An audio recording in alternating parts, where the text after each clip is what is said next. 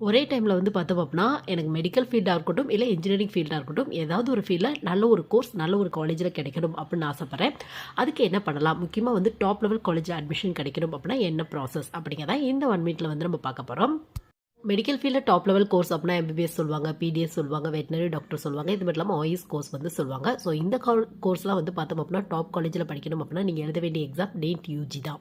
So NEET UG பற்றி நிறைய ஸ்டூடெண்ட்ஸ்க்கு வந்து தெரிஞ்சிருக்கும். ஸோ இதே மாதிரி இன்ஜினியரிங் கோர்ஸ் பொறுத்தவரையும் டாப் லெவல் காலேஜில் படிக்கணும் அப்படின்னா டாப் லெவல் காலேஜ் அப்படின்னாவே IIT, NIT, IIIT இந்த மாதிரியான காலேஜ் தான் சொல்லுவாங்க. ஸோ அந்த காலேஜில் படிக்கணும் அப்படின்னா நீங்கள் எழுத வேண்டிய எக்ஸாம் JEE மெயின். அதுக்கப்புறம் ஒரு நல்ல ஒரு ரேங்க் லிஸ்ட் வச்சுருந்தீங்க அப்படின்னா JEE அட்வான்ஸ் வந்து நீங்கள் எழுதலாம்.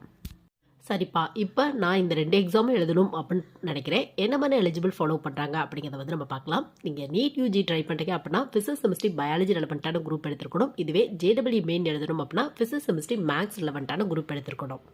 இன்ட்ரெஸ்ட் இருந்தால்